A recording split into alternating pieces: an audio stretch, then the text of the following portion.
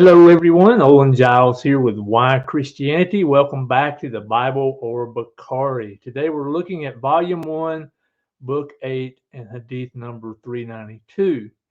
And here we're told that Allah's messenger said, I have been ordered to fight the people until they say, La ilaha illallah, or none has the right to be worshipped but Allah.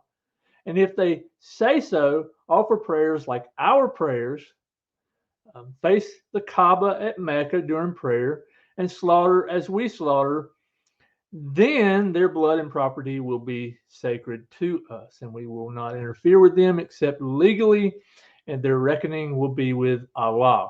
End quote. Two things to notice from this hadith.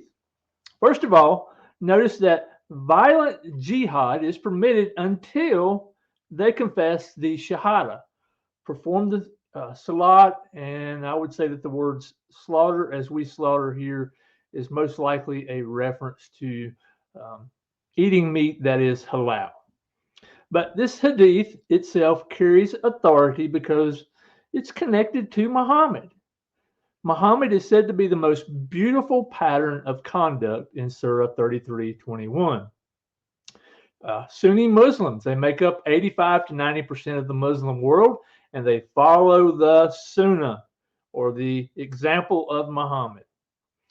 And again, I know I've said this many times, but Islam has a 1400-year history of violence because Muhammad was violent. So violent jihad is permitted until they confess the Shahada and do all of these Islamic practices. Secondly, notice that once a person becomes a Muslim, then and only then does that person and their life and property become sacred. This is why practically all of the violent Quranic verses emphasize either hypocrisy or unbelief. Allah has cursed them. The Quran says that Allah has cursed them in this world and in the hereafter. Surah 33:57. How does he curse them in this world? By the hands of Muslims. Surah 9:14. Folks, I'm just giving you Islamic Quranic references. This is not my opinion. This is what the Quran says. This is what Islam teaches. The best deed a Muslim can carry out, according to Book 56, Hadith number 2784, is to carry out jihad. Yet, Muslims such as Shabir Ali make videos about jihad, and they never deal with these passages. They may talk about inner jihad and how to be a better person, verbal jihad, military jihad to defend a country or defend the oppressed, but they never, ever deal with hadiths like this. Why not? Instead, they want to point people to the Old Testament, or call us Islamophobes, and bring Christianity down to their level. They want to normalize the way that men are just downright evil sometimes. It's not great, nor is it a good deed to kill an innocent person who does not believe like you do. And if we turn our attention to the Bible, it says that the greatest commandment, once again, is to love the Lord your God with all of your heart and with all of your soul and with all of your strength, and your neighbor as yourself. Luke 10:27. I mean, it's pretty simple. Love is not forced. There is no such thing. No one has ever been forced into loving another person. You might fall in love with them. You might fall in love with God.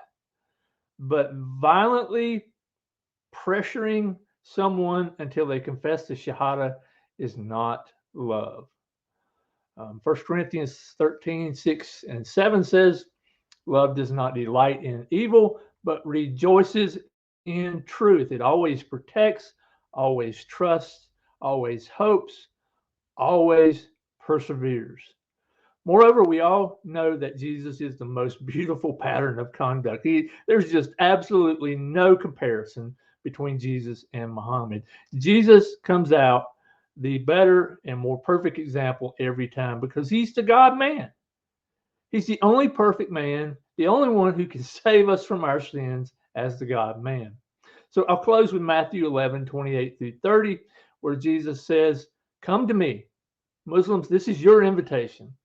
Unbelievers, this is your invitation.